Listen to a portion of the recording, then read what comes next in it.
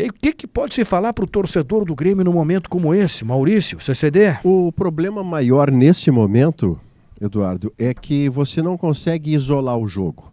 Se tivesse uma campanha do Grêmio regular para boa e ele perdesse para o Mirassol como perdeu, eu diria, e mais gente diria, talvez o César dissesse, mas nós poderíamos dizer, aqui nós temos um episódio isolado, a campanha do Grêmio aponta para outro lado, o Mirassol está em 5º lugar, o Mirassol daqui a 7 pontos não se preocupa mais com o rebaixamento, vai a 45, tudo isso nós poderíamos dizer se este fosse um episódio isolado.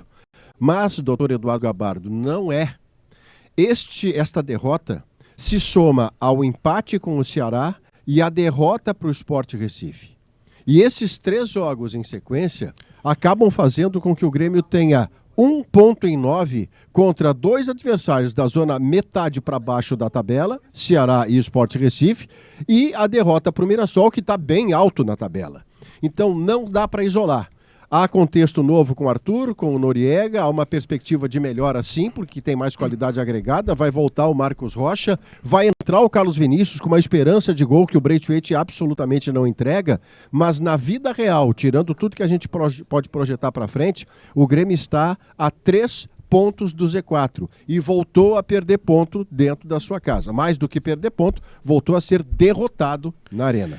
CCD. E aí, CCD? Faltam 17 agora, tá? 17 jogos. Hoje era uma das oportunidades de tu tentar fazer uma pontuação para começar a olhar para outro lugar na tabela. Não consegue fazer. Não ganha do Mirassol. Não ganhando do Mirassol, no caso perdendo para o Mirassol, tu começa a transportar a tabela para dentro da cabeça de qualquer um que pensa o Grêmio. Então, o olhar para o jogo do Vitória, o olhar para o jogo do Fortaleza, o olhar para o jogo do Vasco, o olhar para o jogo do Juventude faz parte dessa semana do Grêmio. E olhar para o jogo do Inter também. Uhum. Então, quando tu entende isso, o teu problema, que era 2, passa a ser 4. E aí, meu amigo, é em cima dessa realidade que podem surgir as figuras mais experientes. Hoje é uma sensação maluca de frustração completa, com um ambiente todo favorável, o Grêmio não deixou de ter vontade, o Grêmio lutou, o Grêmio quis, o Grêmio brigou, o Grêmio teve a bola, o Grêmio tentou, e o Grêmio apresenta 3, 4, 5 peças muito abaixo. O João Pedro, por exemplo, foi um dedicado no jogo. Fisicamente não tem nenhuma condição de jogar ainda. O Cuejar e o Arthur, que a gente sabe que precisam de mais ritmo, lutaram. O Cuejar termina o jogo, quase se atira no chão de cansado. O próprio Arthur também. Então, é em cima desse movimento que a gente começa a ver que a fragilidade do trabalho, ela está expondo o Grêmio. Expondo. E expondo muito o Grêmio. Hoje, o Grêmio perde para um time que joga leve, como diz o Maurício, mas que expõe que um Grêmio pesado não consegue se solucionar. Eu sempre tento ver alguma coisa do ponto de vista positivo. A única coisa positiva aqui são as atuações individuais de um ou outro jogador. Mas quando tu vê individualmente um ou outro jogador atuando, é que tu escancara como o Grêmio trabalhou até agora com jogadores abaixo. O Dodi, por exemplo, foi substituído. Se tu não prestar atenção, tu não lembra de colocar o Dodi no início do jogo na escalação do teu time. De tão abaixo que ele é. E ele era titular absoluto até ontem. Pois então é difícil, sabe?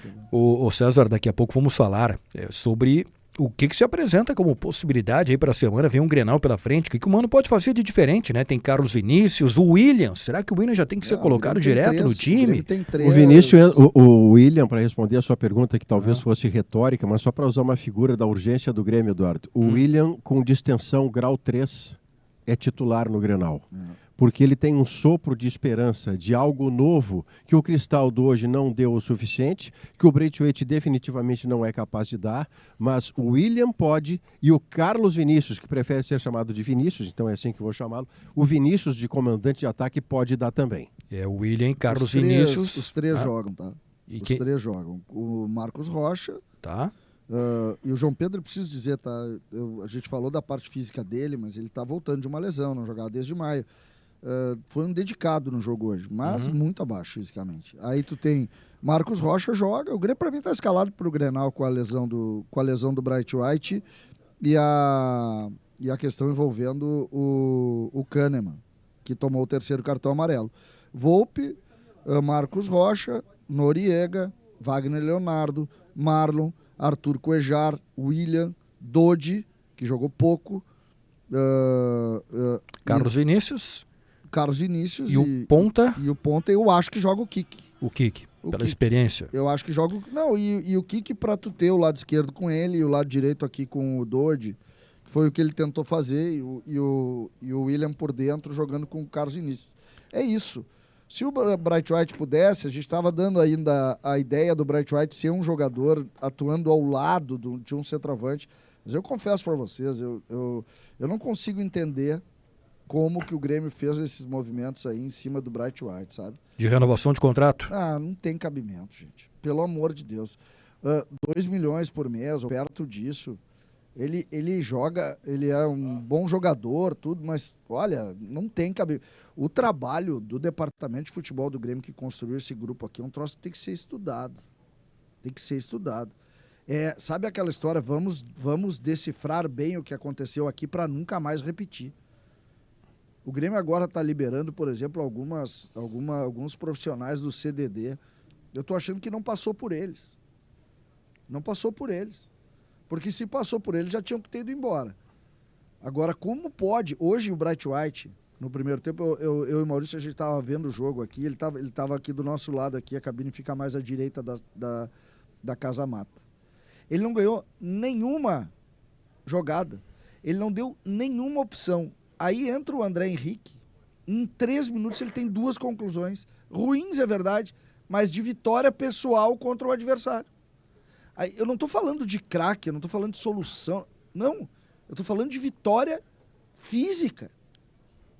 Não tem cabimento, gente. Aí quando tu olha isso, tu olha a folha do Grêmio, tu tem 2 milhões de 21, ou seja, 10% da folha do Grêmio é um jogador que não vai jogar.